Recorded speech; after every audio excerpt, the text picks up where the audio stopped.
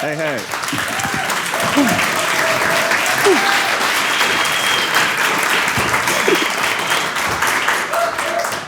All right. So, welcome to my talk, Diversity and Inclusion in Tech, Who Bears Responsibility? So, first thing I want to quickly state is that you might see me rock side to side a bit while I'm going for this. I assure you that simply because I'm brimming with confidence.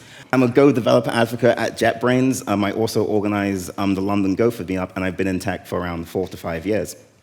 And so, a small preface about myself. I am basically, this is kind of like an exploratory talk, as I'm going to be going over the past 3 to 4 months of my journey.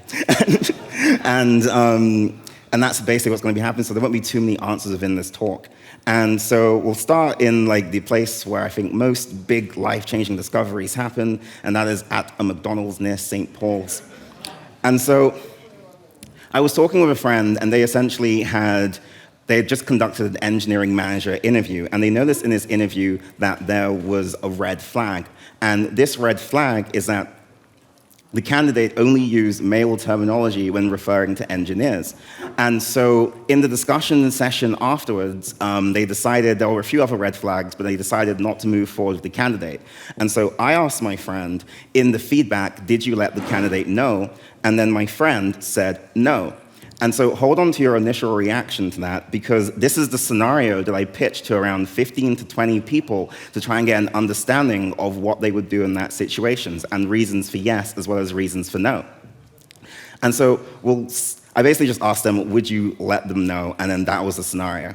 And so reasons for no. A big reason was the idea of fallout. You don't know who you're dealing with in an interview, and like reactions in this space can go from like the passive to the extreme. Someone basically told me a story about how someone was given feedback about this and ended up going after a person who they thought was the responsibility for it, but it turns out it was the wrong person.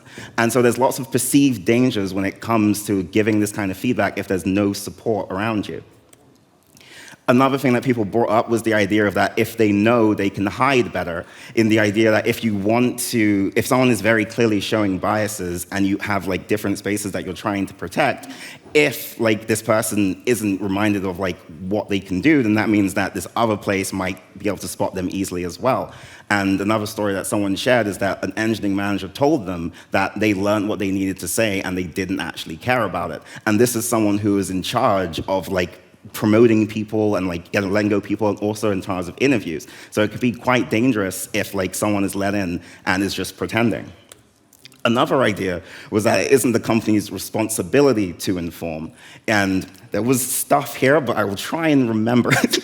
And so I guess I'll first say, so they were saying isn't the company's responsibility to inform, in the sense that as in like the company wants to hire someone who already fits the bill, and they don't really want to waste time like trying to educate someone who isn't going to be part of the company anyway, so then what's the use?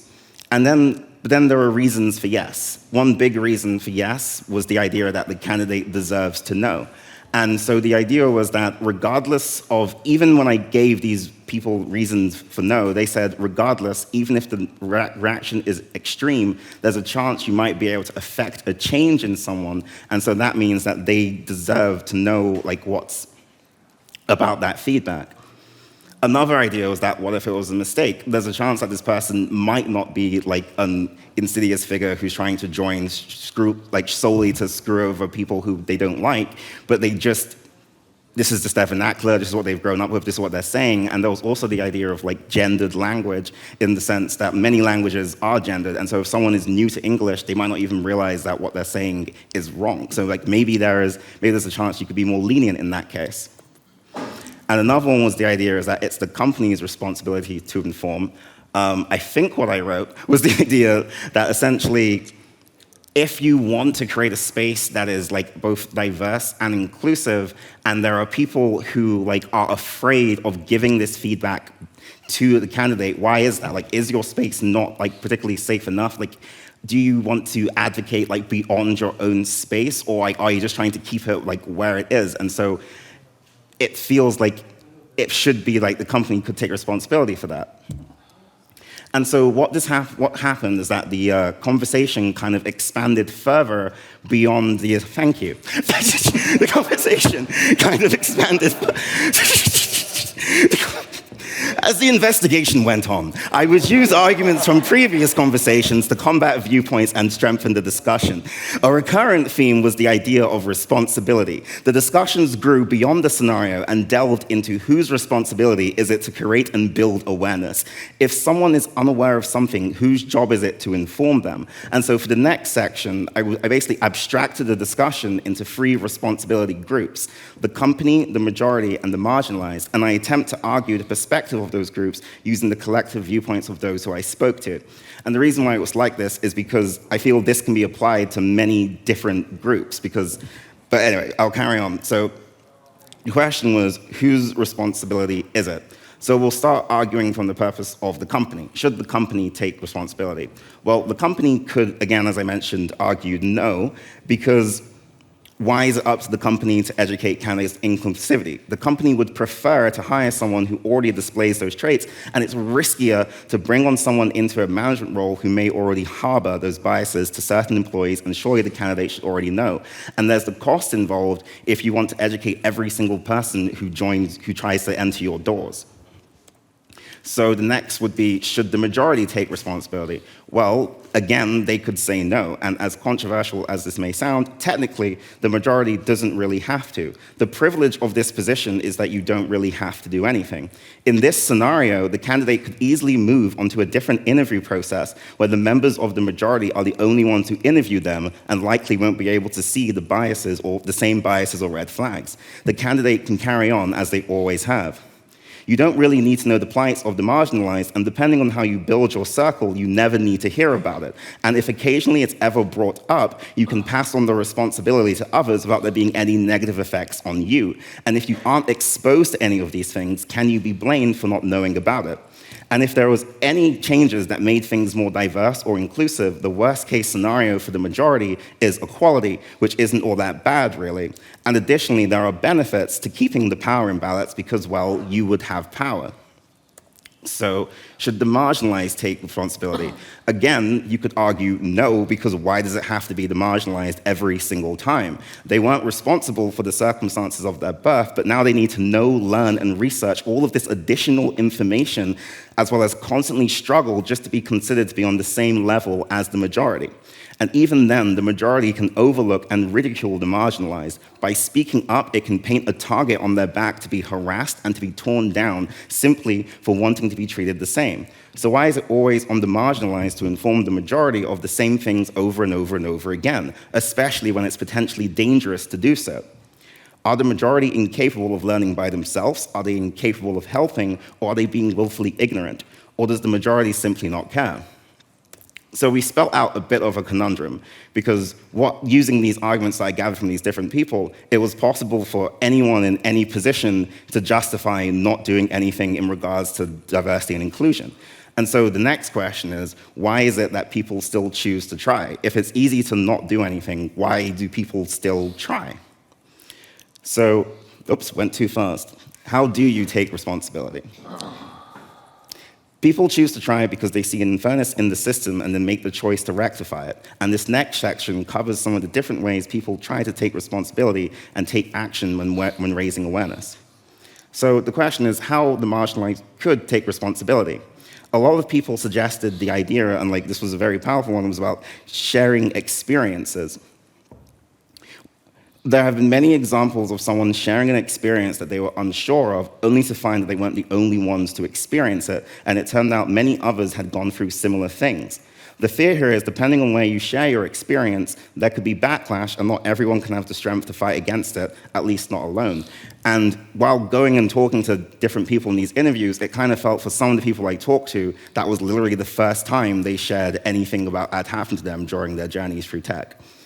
And so when it comes to not fighting alone, the next thing is the idea of building a support network. Yesterday, we had a really good example about the female professionals league inside of the music industry. Sorry if I got the name wrong, but that's a brilliant example. And it's easy to feel like you're on your own if you're the only person like you that you know. One positive of the internet is that it's made it easier to find others who are in the same situation and connect with them. If these communities don't exist, they can be built. And having a space where you can share experiences without fear of reprisal or meet others who are further along than you is incredibly valuable. Eventually, you may even become an inspiration for others, and a voice can become stronger when unified, which is useful for this next part, which is the idea of standing up. Like, if you want change, you have to let people know about it, and sometimes it has to be loud. However, this is one of the most difficult ones to do due to there always most likely being arguments and backlash, hence why having the support and like having a place to share experiences can be so valuable. But the idea of standing up sounds really large, but standing up can be as small as correcting a friend, or it can be as large as trying to highlight something inside an organization. And so the next step is talking about how the majority could take responsibility.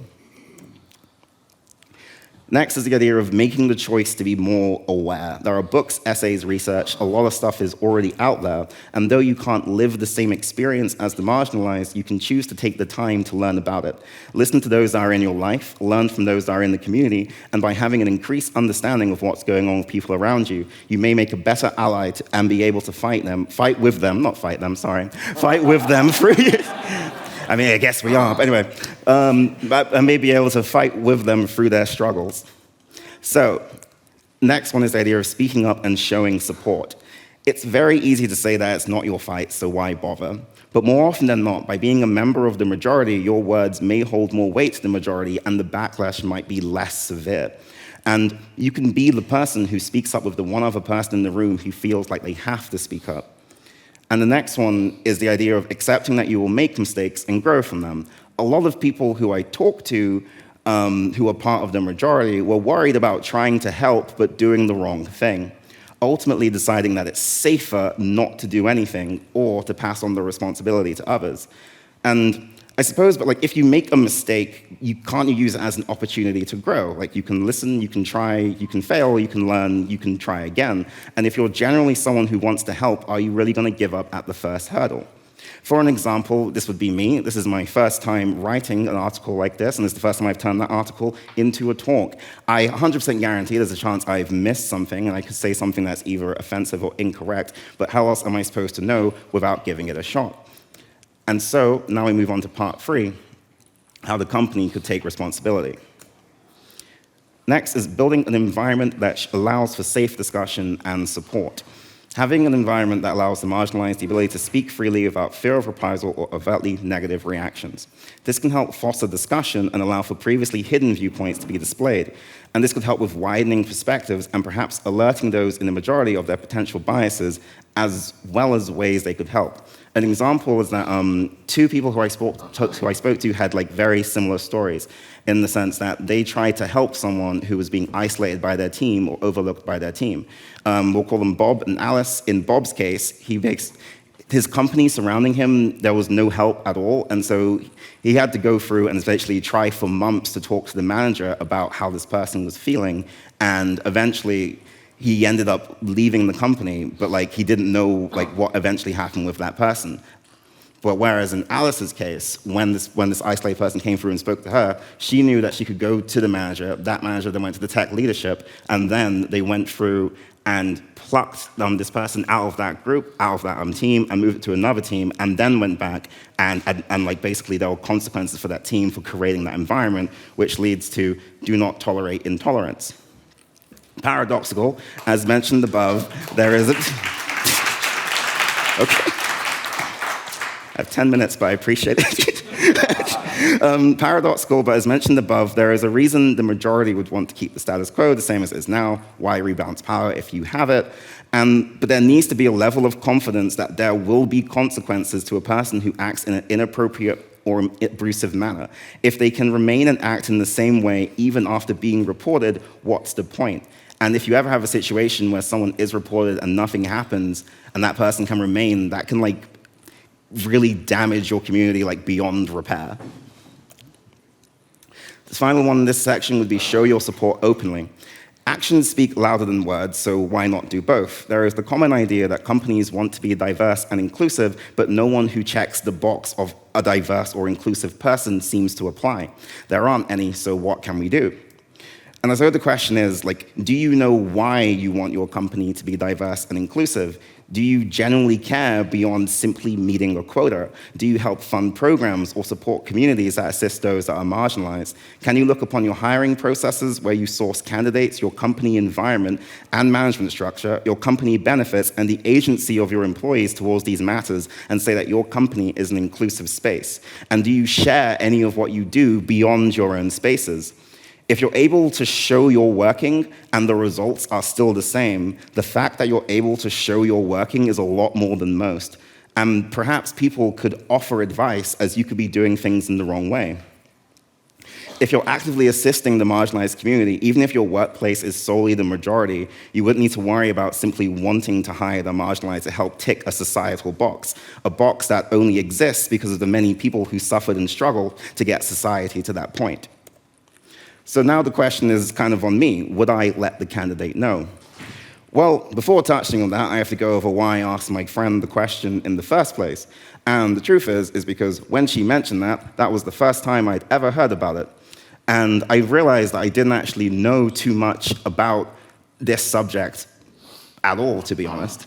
And so, yes, but I also didn't consider the many reasons someone would or wouldn't want to tell the candidate because of my own biases towards this scenario. I saw myself as the candidate, and I knew that if I'd gone through interview processes and I didn't realize I was doing this, I would generally want to know, because at least I know with myself I'd want to change. But that isn't the case for everyone. Still, I can't deny that being informed of this scenario, even passively, has led me to hours of conversation and discussion, simply gathering different viewpoints on something that at first seemed a simple yes or no. And if it hadn't been for that late night conversation, how long could I have gone without thinking about this? And how long have I currently gone without thinking about something else that I don't know about right now? And when will I take responsibility for that? And is there anything stopping me? And so now we're on to chapter 3, it's the little things constantly.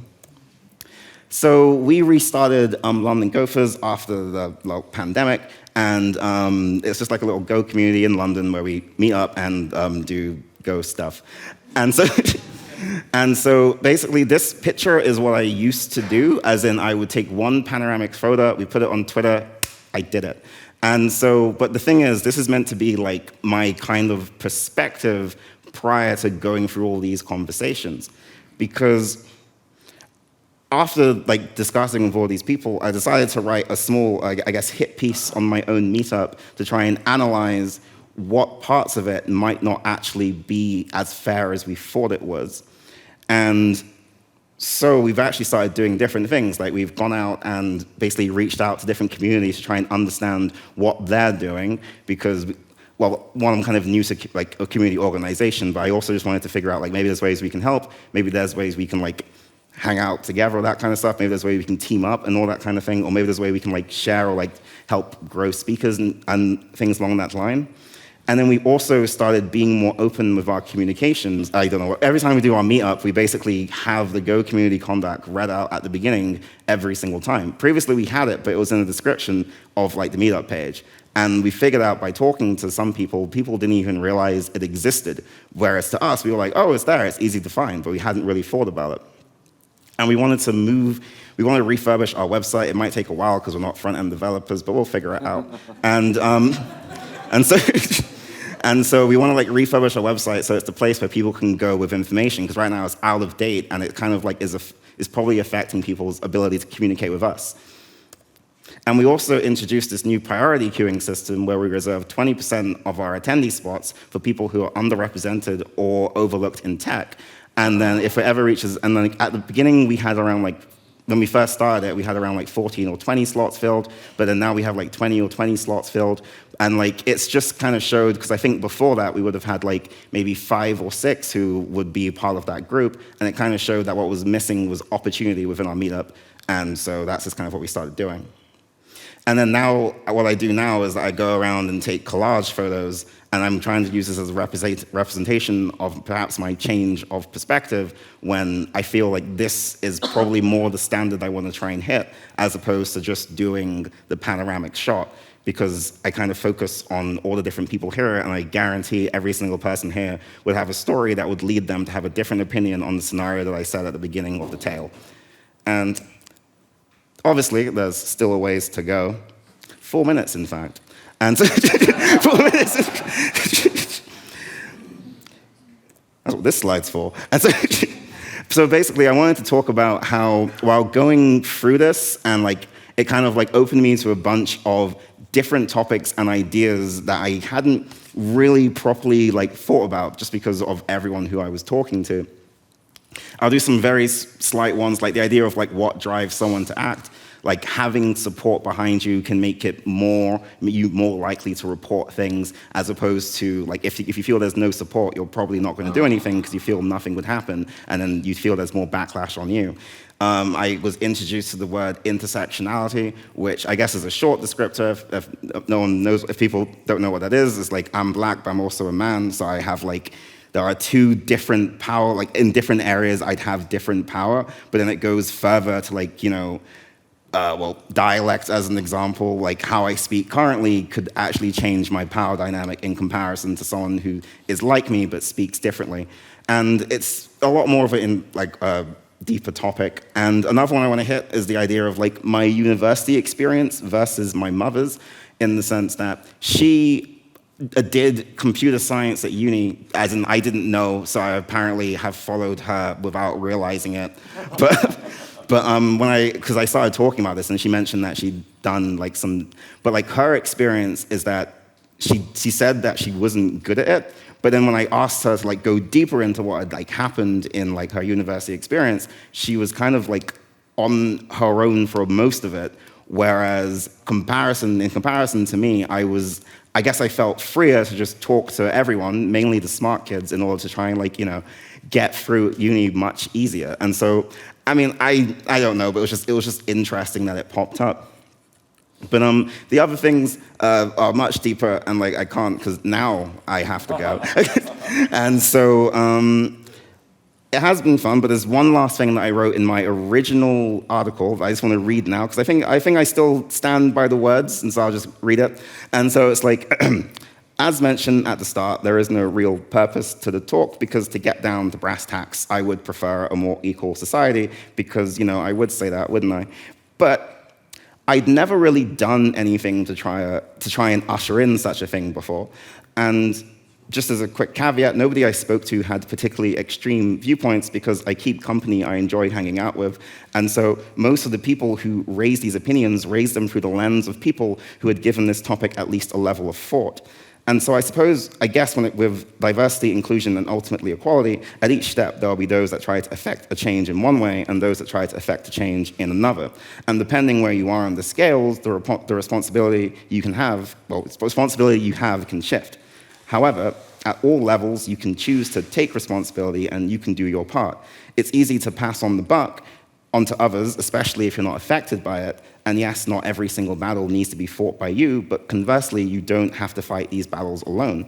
And if a fight shows up, however big or small it may be, and you can fight and you want to, what will you do? For me, well, that's up to me. Just like whatever you choose to do is up to you. Thanks all. Thank you for my talk.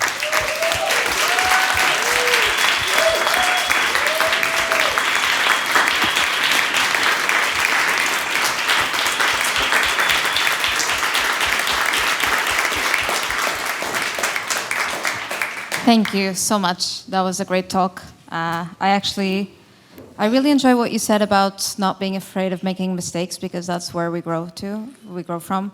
And I feel like that's something that we could do quite well professionally, but not so well personally, which is kind of funny. And I think it takes a bit of the fear of doing something wrong and just stand up. Oh, thank you. Thanks for that. We'll take 3 questions. Yeah. Hi, thanks for your talk. I had a very interesting experience because I organized Go Meetup. for my previous company, Badu. And it was like a 90% of men and 10% of women. And when we posted the photos after the meetup, we had like several very negative comments about the diversity. But the thing is, it was no queue of like girls who want to attend this meetup. So, for example, in JavaScript meetups, it's like maybe 50-50. How company has like respond for this kind of comments, and how company has can I don't know change something for this proportion? Thanks. Okay. I feel we had something similar, but I'm not a company, so I guess people are more lenient to meetups in terms of this regard. We had a comment that mentioned that in one of our photos we didn't have too many women engineers inside of it, and so I think that's why we kind of moved on to the idea of trying to show our working a tiny bit, by having different things that we were doing. And well, one, we responded to the comments explaining that we were working towards doing stuff, but then we also did the stuff we were going to do, and we also posted publicly about the changes we were making in order to try and make our place more welcoming. Because I think at that point in time, I mean, that's when I wrote the hit piece on myself, I don't think we were, but we thought we were. And I think I went out and talked to a number of the people who had attended the event, and as well as other people in my life who've gone through and gone to tech events about how they felt, and how I also actually know, even in the article itself, I asked someone, I asked an open question that was kind of if you take a look, if you haven't been to our meetup before and you take a look at our pages and take a look at who we are, how do you feel about it? And I actually got some responses about ways we might be able to change it a tiny bit. And that's also kind of why we changed our banner recently, because one of the feedback was that our original banner was probably, I guess it was kind of scary because, well, scary if someone's trying to speak, because it was 300, I think, dudes in one room staring at the camera. And so I think some people was oh, that's a bit scary. And so, we kind of switched to having pictures that highlighted our gophers, highlighted our event, also highlighted how to contact us. And we still have to see if that helps or so on and so forth, but that's just, taking steps. Another question, yeah. So I want to highlight one of my own experiences trying to stand up. And I'm not really sure how to summarize it exactly, but when the only person to raise concerns to, or the only people to raise concerns to, are white men, they die so quickly. I worked for a company where there were a lot of concerns around sexism and racism, the hiring practices and the promoting practices, but because the upper level was almost entirely white men, those concerns were dismissed because we had a company-wide policy of being diverse, equitable, and inclusive. So how could this possibly be in this one particular instance of a case of sexism or racism, and it would just be summarily dismissed, right? As a result, so many people left. It was really quite sad. But I think when we talk about standing up, we also have to recognize the power structures at the top of the company, and we need to be mindful, I think, about how we build those things. And I'm curious to see, as the organizer of a meetup and as an employee at a company, how have your experiences been in having these communications with the higher ups, or being the higher up for that matter? Not great, but maybe I should ask, do you have actionable advice? Oh, actionable advice. Oh.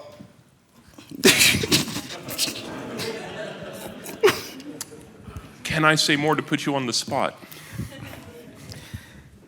Sometimes I guess gotta know when to hold them and know when to down them. But sometimes, I mean, I guess okay. It's one of those things because, in my head, I had a reality. Redo the question. What do you do if, say, for example, you want to stand up, but your C-suite don't care? And that one's kind of tough because, other than trying to reiterate the message or trying get through to those people, then they have like the power in that situation. Like, as I mentioned, they're the company and they essentially have built an environment where people can't flourish and people can't grow.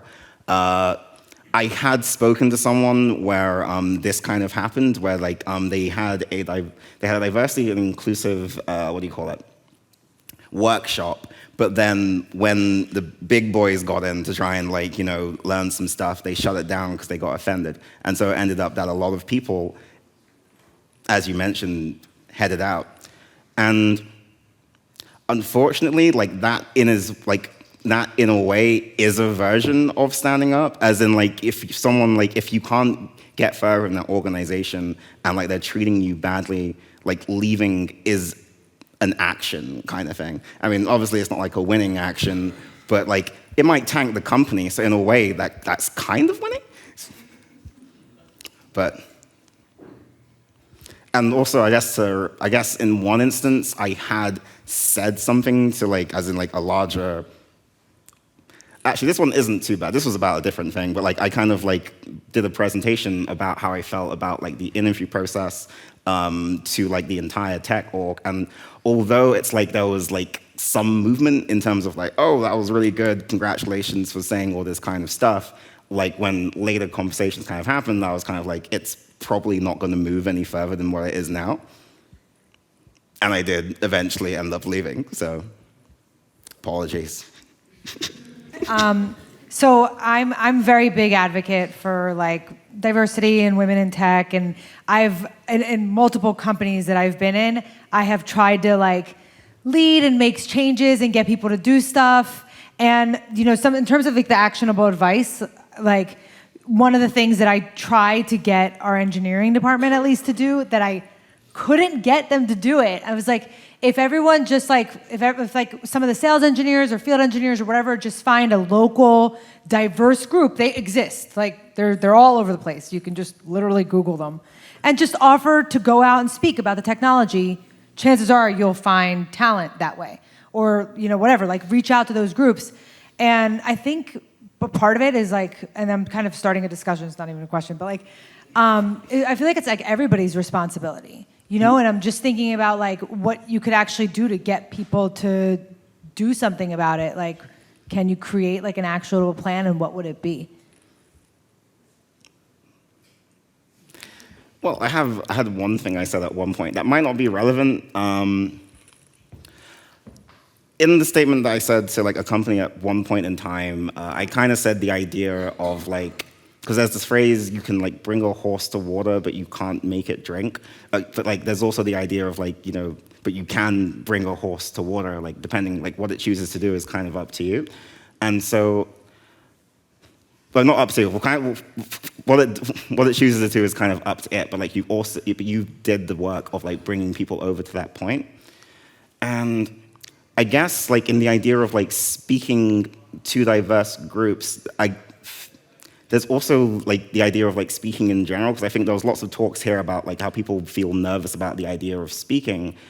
And there was also, I think you mentioned the idea of like lowering the bar to entry, and perhaps if there was a way to lower the bar so that people feel like they can enact change, that might help. But again, I don't know how to do that, unfortunately. Yeah, that makes sense. I mean, you could start, I guess, like as simple as like hosting in a group that's like a diverse group or something. Okay. You mentioned that. Sorry, I think I have to say it because it was on the microphone. How do you do that when someone says something and you have to repeat it on the microphone? Yeah, you have to repeat it. Yeah, but is there like a sentence you say before? Sorry. So what she said. Got it. All right. So what she said is that you can maybe start by convincing people to post in a diverse group over what they do. So that's not as big as like walking on stage and saying like something in front of people. It just starts with a small step, and then I think there was talk about reinforcing small steps, and then maybe it will grow into something else later.